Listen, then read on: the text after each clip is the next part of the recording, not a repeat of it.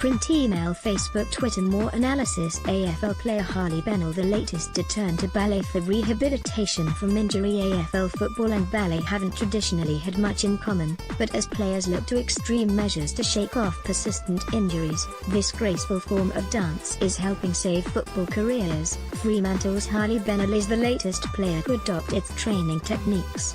The 25-year-old has played just 2 of a possible 55 games since crossing from Gold Coast at the end of 2015 because of persistent calf problems. With the Dockers running out of answers, they have now turned to ballet training to get Bennell playing regularly. "He's bought in to it," said Fremantle coach Ross Lyon. "There's a lot of detail to it and hard work. But as I've always said, he works incredibly hard, so he's getting some benefit." Collingwood's Ben Reid is also one of an increasing number of AFL players who have turned to ballet to help overcome leg problems. North Melbourne defender Sam Wright and teammate Ben Jacobs have also used ballet as part of their injury recovery process. Wright spent 701 days out of the Kangaroos team because of ankle and foot issues. He finally returned to the senior side last month. Jacobs also endured a long run of foot injuries which included a broken metatarsal and subsequent stress reactions. He has arguably been the game's best tagger this year after playing just 7 matches in the previous 2 seasons. GWS veteran Brett Deledio also used ballet to manage calf injuries similar to Bennell's. According to a study published in the Journal of Science and Medicine, ballet is one of the most physically demanding activities a person can undertake. It's both an art and a sport. A.B.C. Journalist and presenter Brianna Shepherd spent 4 years dancing with the New York City Ballet, one of the most prestigious companies in the world. Her list of injuries during her short career included 8 stress fractures in her feet, 2 broken ribs, a broken sacrum, a broken wrist and surgery to remove an extra bone in her ankle that had been shredding a tendon. "It's both an art and a sport, unique, brutal and beautiful," Shepherd said.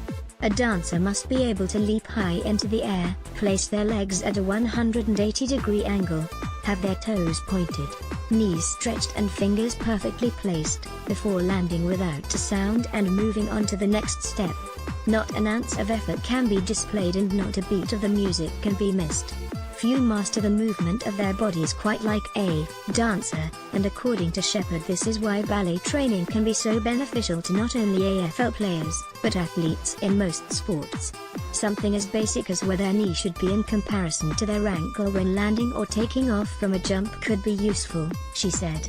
"It begins slowly with the focus on acquiring the correct alignment and building the muscles required to perform the harder skills.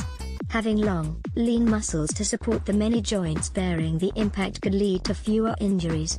Ballet isn't exactly what the body was made to do. Training improves an athlete's flexibility, body awareness and muscle strength, and because of its repetitious nature also builds muscle memory. Each part of a dancer's body has a place and a purpose for every element of a single step.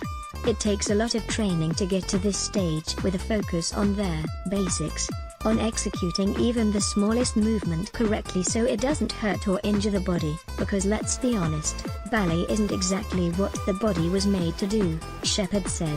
Ballet may not solve all of Bennell's issues, but the fact the once macho sport of AFL is now considering the classical dance form as a serious part of a player's training program, shows the game is more progressive than ever before. Print email Facebook Twitter